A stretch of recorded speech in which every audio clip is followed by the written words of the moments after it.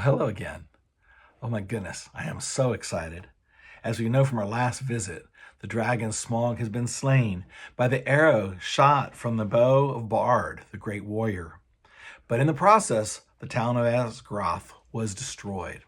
So there's a lot going on here. I'm excited, but I'm also a little sad because I know that the slaying of the dragon means we must be coming to the near end of our tale. Well, let's continue and see how things go. The waxing moon rose higher and higher, and the wind grew loud and cold. It twisted the white fog into bending pillars and hurrying clouds and drove it off to the west to scatter in tattered shreds over the marshes before Mirkwood. Then the many boats could be seen dotted dark on the surface of the lake. And down the wind came the voices of the people of Esgaroth, lamenting their lost town, goods, and ruined houses. But they had really much to be thankful for, had they thought of it, though it could hardly be expected that they should just then. 3/4 of the people of the town had at least escaped alive. In their woods and fields and pastures and cattle, and most of their boats remained undamaged, and the dragon was dead. What that meant they had not yet realized.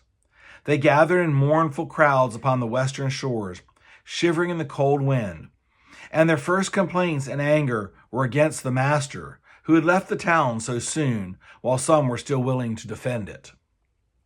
"He may have a good head for business, especially his own business," some murmured, "but he is no good when anything serious happens." And they praised the courage of Bard and his last mighty shot. "If only he had not been killed," they all said, "we would make him a king. Bard the dragon shooter of the line of Girion. Alas, that he is lost." And in the very midst of their talk, a tall figure stepped from the shadows. He was drenched with water. His black hair hung wet over his face and shoulders, and a fierce light was in his eyes. "Bard is not lost," he cried. "He dived from Esgaroth when the enemy was slain. I am Bard of the line of Girion. I am the slayer of the dragon." "King Bard! King Bard!" they shouted. But the master ground his chattering teeth. "Girion was lord of the Dale, not king of Esgaroth," he said. "In the lake town, we have always elected masters from among the old and wise. We have not endured the rule of mere fighting men. Let King Bard go back to his own kingdom. Dale is now freed by his valor, and nothing hinders his return.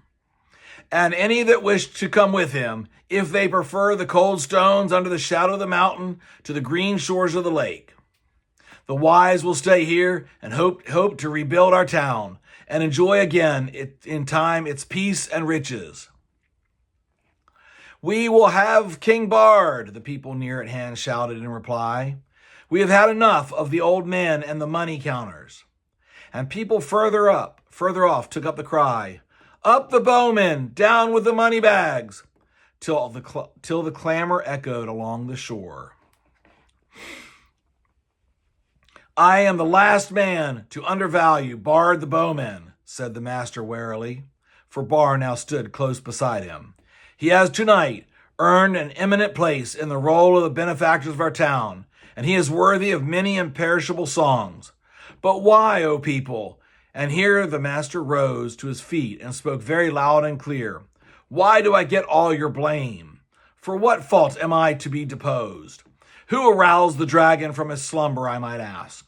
Who obtained of us rich gifts, ample help, and led us to believe that old songs had come true? Who played on our soft hearts and our pleasant fancies? What sort of gold have they sent down the river to reward us? Dragon, fire, and ruin. From whom should we claim the recompense for our damage and aid for our widows and orphans?" As you can see, the master had not got his position for nothing. The result of his words was that for the moment, the people quite forgot their idea of a new king and turned their angry thoughts towards Thorin and his company. Wild, bitter words were shouted from many sides, and some of those who had before sung the old songs loudest were now heard loudly crying that the dwarves had stirred the dragon up against them deliberately. "Fools!" said Bard. "Why waste words and wrath on those unhappy creatures? Doubtless they perished first in fire before Smaug came to us." Then, even as he was speaking, the thought came to his heart of the fabled treasure of the mountain lying without guard or owner, and he suddenly fell silent. He thought of the master's words and of Dale rebuilt and filled with golden bells, if he could but find the men. At length he spoke again. "This is no time for angry words, master, or for considering weighty plans of change. There is work to do. I will serve you still, though for a while I may think again of your words and go north with any that will follow me." Then he strode off to help with the ordering of the camps and the care of the sick and the wounded. But the master scowled at his back as he went and remained sitting on the ground. He thought much, but said little, unless it was to call loudly for men to bring him fire and food. Now everywhere Bard went, he found talk running like fire among the people concerning the vast treasure that was now unguarded. Men spoke of recompense for all their harm, and they would soon get from it wealth over and to spare, with which to buy rich things from the south, and it cheered them greatly in their plight. That was well, for the night was bitter and miserable. Shelters could be contrived for few, and the master had one, of course. And there was little food. Even the master went short. Many took ill of wet and cold and sorrow that night, and afterwards died, who had escaped uninjured from the ruin of the town. And in the days that followed, there was much sickness and great hunger. Meanwhile, Bard took the lead and ordered things as he wished, though always in the master's name. And he had a hard task to govern the people and direct the preparations for their protection and housing. Probably most of them would have perished in the winter that now hurried for after autumn if it had not been to hand. But help came swiftly, for Bard at once had speedy messengers sent up the river to the forest to ask the aid of the king of the elves of the wood. And these messengers had found a host already on the move, although it was then only a third of a day after the fall of Smaug. The elven king had received news from his own messengers and from the birds that loved his folk, and already knew much of what happened. Very great indeed was the commotion among all things and wings that dwelt on the borders of the desolation of the dragon. The air was filled with circling flocks, and their swift-flying messengers flew here and there across the sky. Above the borders of the forest there was whistling and crying and piping. Far over Mirkwood tidings spread, Smaug is dead.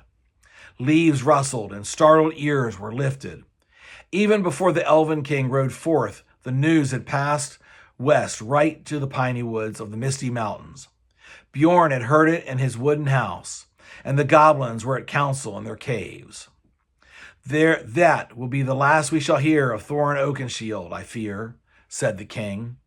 He would have done better to have remained my guest. It is an ill wind all the same, he added. The legend of the wealth of Thor. So it was that Baird's messengers found him now marching with many spearmen and bowmen, and crows were gathered thick above him, for they thought that war was awakening again, such as not been in those parts for a long time. But the king, when he received the prayers of Bard, had pity, and for he was lord of a good and kindly people. So turning his march, which had at first been directed towards the mountain, he hastened now down the river to the long lake. He had not boats or rafts enough for his host, and they were forced to go slower way by foot. But great stores of goods he sent ahead by water.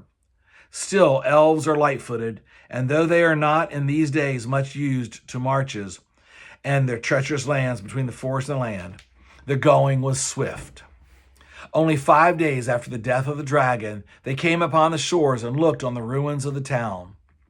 Their welcome was good, as may be expected, and the men and their master were ready to make any bargain for the future in return for the Elven King's aid.